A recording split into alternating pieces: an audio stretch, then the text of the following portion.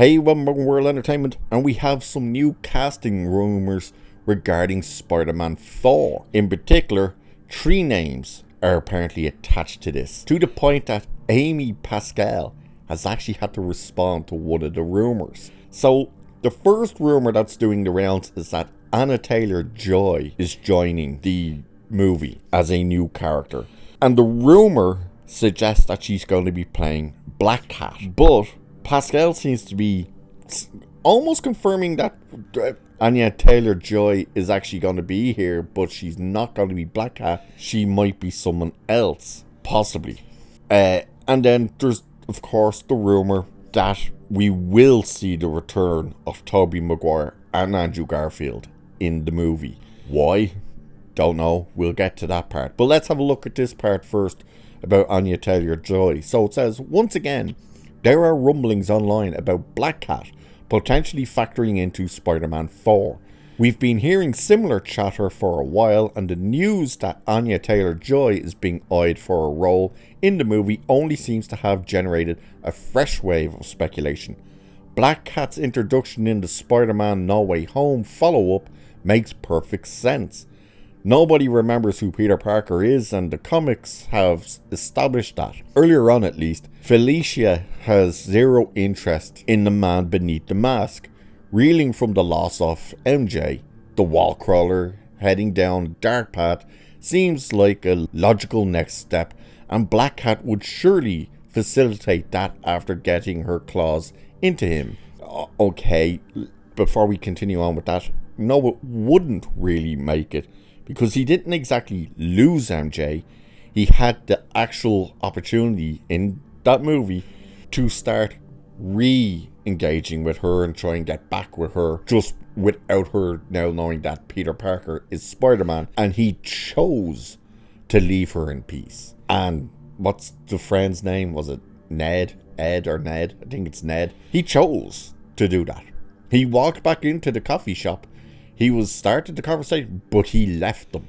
It was his choice, and he seemed quite happy to leave them so they could live in peace. So why would he go down a dark path in the next one over that? I don't know. But this continues anyway, saying, Spider-Man franchise producer Pascal was asked directly about the Taylor-Joy Black Cat rumours at a recent press event and responded. She would be fantastic. She's amazing. But we're not quite at that stage yet. There's a lot of fantastic female characters, but I can't talk about all this. So it says, is she playing coy or just reeling off the expected response to a question about a bogus rumour?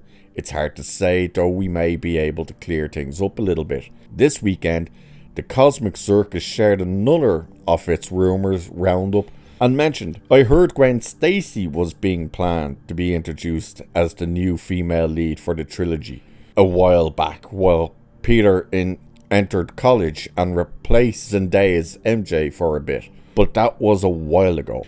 So you hear they're kind of talking about, oh, if she's not Black Cat, she might be Gwen Stacy. Again, by the way, it's interesting they said for this new trilogy. Okay, what trilogy? Unless they're talking about Spider-Man when he appears then in all the adventure movies and all that stuff. So they're not quite sure whether she's coming in as Black Cat or whether she could come in as Gwen Stacy. But then we also get the news of Tobey Maguire and Andrew Garfield returning, both as their respected Peter Parkers / Spider-Man. So it says, following the massive success of Spider-Man No Way Home, there have been conflicting reports about the potential returns of Tobey Maguire and Andrew Garfield as our original big screen wall crawler and his amazing Spider-Man counterpart.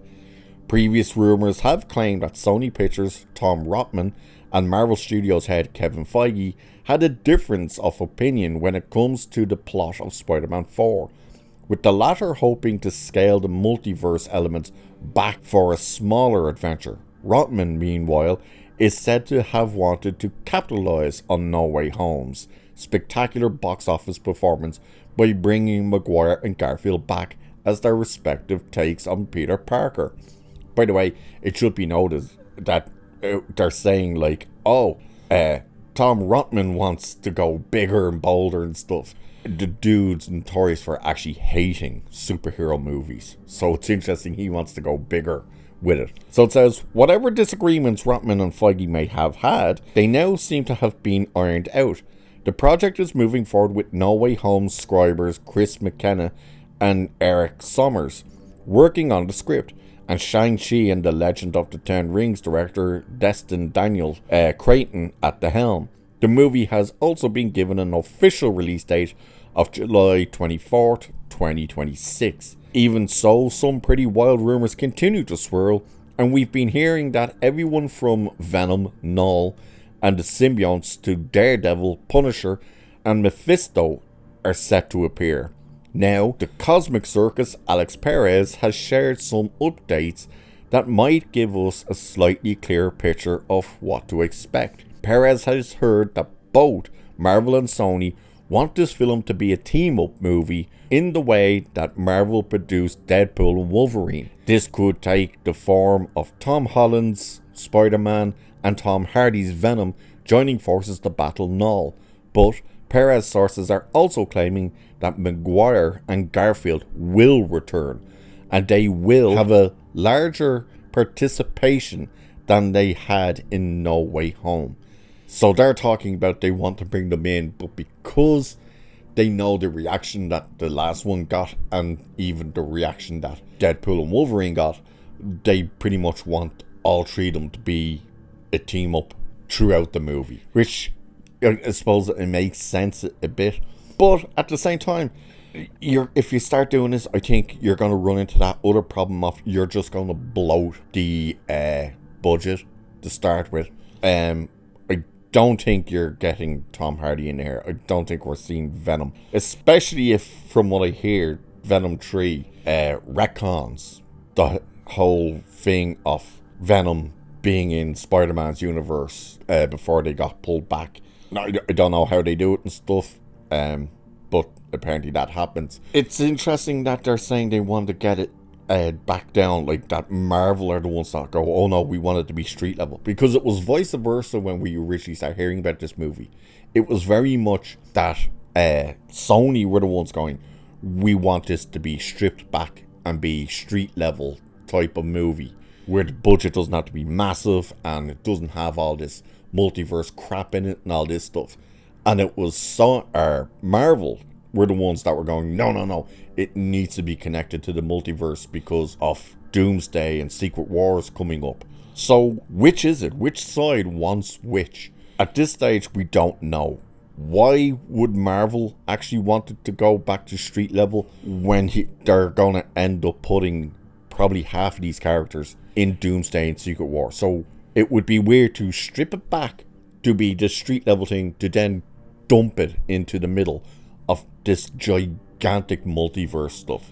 We're going to have to wait and see and really see and get more solid casting information about this movie, but there's a lot of talk coming out at the moment about it, and it's hard to kind of keep up with it because a lot of it is the same stuff, just kind of they're almost changing who the people are playing and stuff, but it's the same kind of information. Now this person's added and this person, and there's nothing concrete yet. We'll have to wait and see what actually happens, but there is a release date for this movie. Doesn't mean it's going to stick to it, but we'll wait and see what actually happens with this. And if it goes down the path that all these rumors are going with, it's going to be probably a massive budget. We'll wait and see. So with that, I shall leave it there for this one. So like, share, subscribe, all that good stuff. Cheers! And I will catch you in the next one.